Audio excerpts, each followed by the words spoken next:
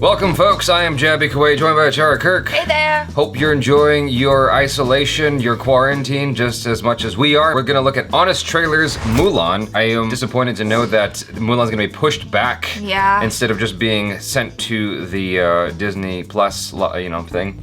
Yeah. That would have been nice. I guess there's optimism in the air that we'll be able to watch this in theaters together come the fall when the next wave happens. So. Wow, you're so optimistic. Yeah. Just everybody stay at home so we can go back out and watch the movies, please. Yes.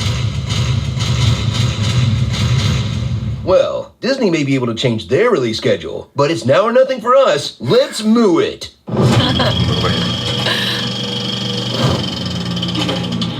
From the studio that brought you the We Are Siamese song. We are Siamese, if you please. Donald Duck's unfortunate World War II adventures. Japanese customs say always shooting a man in the backseat. And an Asian cat playing piano with chopsticks. Comes their stab at a Chinese folktale about gender roles. Now that's what I call Mongolian barbecue. Uh-oh. Mulan. Before you see Disney's first actually justifiable live-action remake. Someday. Revisit the first time the mouse gave this story the Disney treatment by smushing hundreds of years of unrelated Chinese history together, jamming awkward 90s CG into beautiful 2D animation, and cutting between a grim war story and the fast-talking hijinks of a G-rated Eddie Murphy. What's your name? Chew. Chew. Gesundheit. I killed myself. That was funny. Now back to the dad. How many men does it take to deliver a message? One. Meet Mulan. She's got the classic pretty princess problem where she knows there's more to life than this. But where most princesses think they need a man, Mulan will cut out the middleman. And instead, she'll just be a man. And while she's more inclined to hug the patriarchy than smash it, she will kill a lot more dudes with snow than Elsa ever dreamed of. I never even thought about right. Crap, this girl's got a body count that could fill the Matterhorn.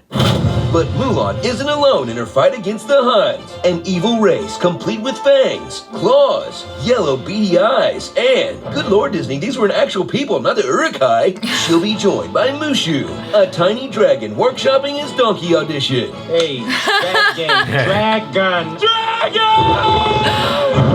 And a supporting cast that's also challenging stereotypes. A gentle giant, a cricket who doesn't wear hats or sing, and a Chinese guy who sounds just like Harvey Firestein. And where's my time? Hey, in the 90s, thought it was this is him. what progress looked like. At least he's not playing piano with the chopsticks. Fortune cookie always wrong. Don't show it again!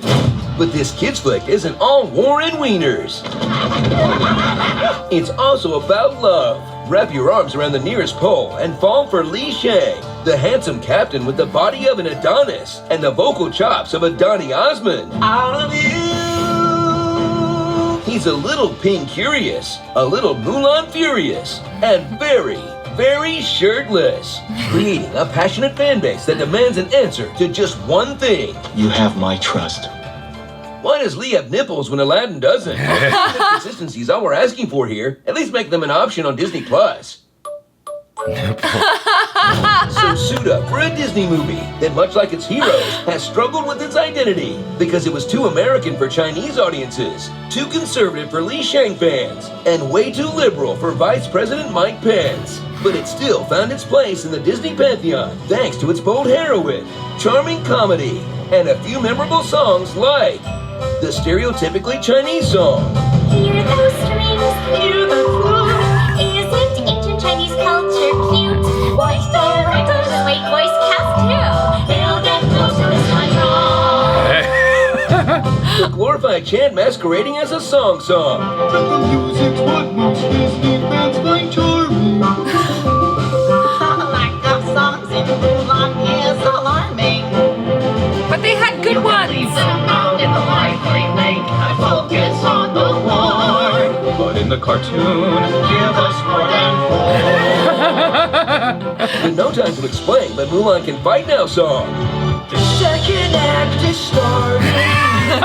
And Mulan still weak. Cue the training montage. And go take a leak. By the time she'll be a dude. Fight like Rocky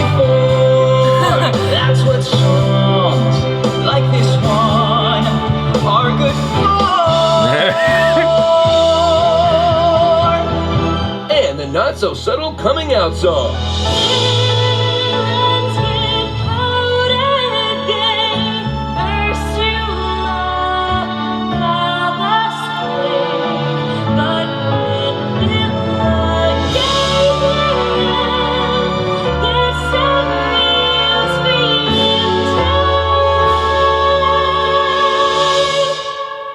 I didn't catch that. No.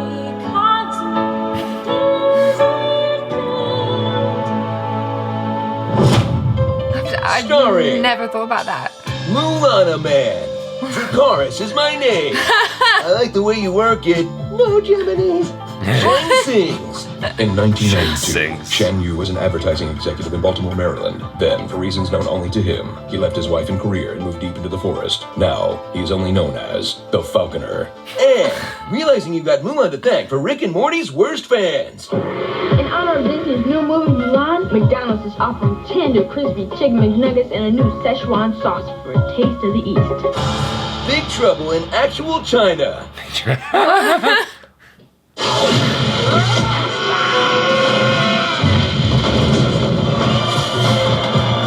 Stop cheering. You're gonna get bits of hun in your mouth. I did not have tasty relations with that burger.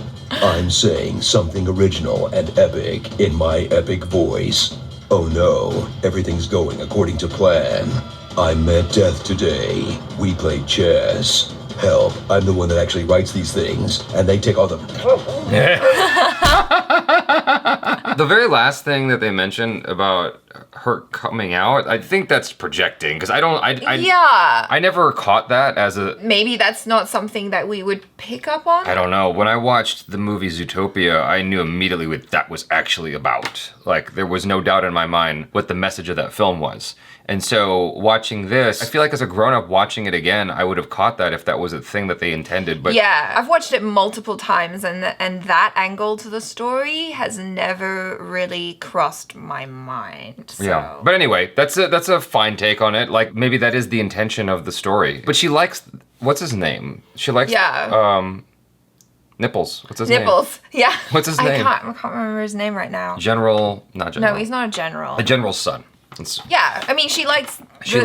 lead guy. There's a whole thing at the end of the movie where he comes back to like give her something that she left behind because, you know, he likes her. Yeah. And the grandma goes, sign me up for the next war.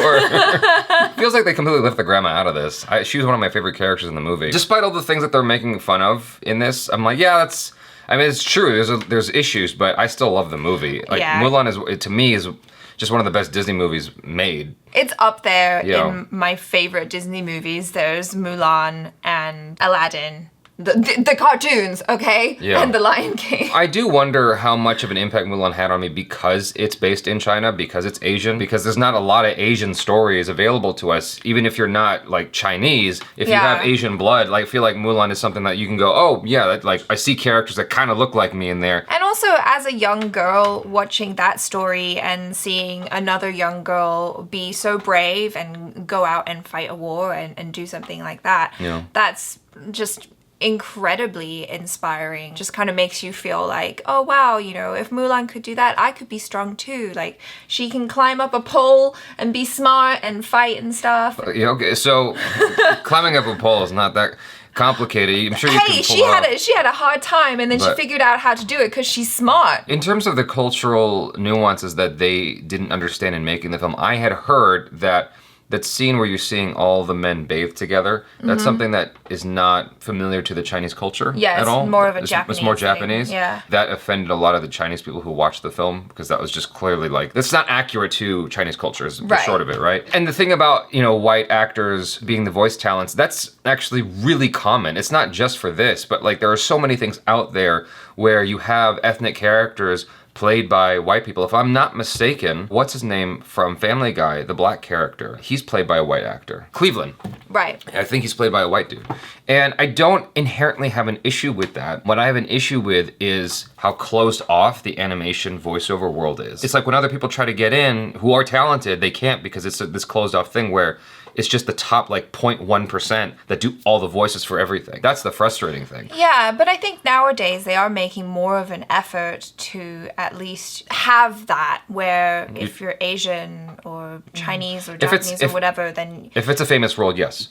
Yeah. Only if it's a famous role. When I was doing voiceovers, which wasn't that long ago, I mean, when I say I was doing voiceovers, I mean I was auditioning. I didn't actually book anything for voiceovers. When I was getting sides, auditions for voiceovers, I was getting all kinds of things, including black people, Asian, white, whatever. They didn't care about my ethnicity. They cared about the quality of my voice. Right. If I could deliver what they needed for that voice character. They don't care about your actual ethnic background. I don't think they necessarily should, because, like, what is an Asian American voice? Or what is an Asian voice? Like, it's almost racist to go, well, you have to be Asian in order to play this Asian character. What's more frustrating is when you exclude Asians from being able to play anything at all. Like they said, it was all white people except for Ming-Na Wen. And what's his name? The Karate Kid, Mr. Miyagi guy, he played the Emperor, right? And so you had a couple token Asians in there. So yeah, anyway, that's a whole rant that But it depends. What I was going to say was it depends as well, because sometimes you might want that slight accent that an Asian American might have, where the English is still perfect, but there's this slight like underlying accent or musicality I guarantee to the you voice. there's a number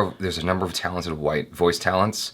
There's a number of talented voice actors, I should say, or actresses, that could do that better than you and I can. And we're Asian. We're at least half Asian. I don't think that your ethnicity should limit what roles you can do in terms of voice acting. Sure. What bothers me is limiting who's allowed to participate in that game, because it just goes to the top 0.1%. Like I said, it's just the same people over and over again booking all the jobs. Like Phil Lamar, for instance, super talented guy, does so many roles. There's a handful of people like him who just book all the roles. He was also Vamp in Metal Gear Solid 2. Not that you care about that, but like anyway, Phil Lamar is a very talented. He was in Pulp Fiction. He's the guy who gets his head blown off in the back of the car by John Travolta. Oh, okay. Yeah, he's a super talented voice actor. Anyway, he's not in Mulan. Not good enough, apparently. The Chinese guy who sounds like Harvey Fierstein, isn't it voiced by him? That's the joke. That's the joke, right? Okay, that's the joke. Because as soon as I said it, I was like, oh, it's probably the joke. Because later on, they said it's the voice talent of.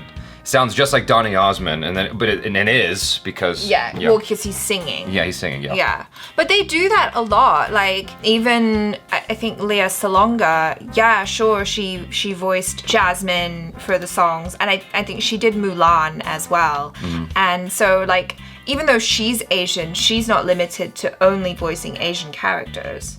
Well, she did Jasmine. She's Middle Eastern. That's basically Asian, isn't it?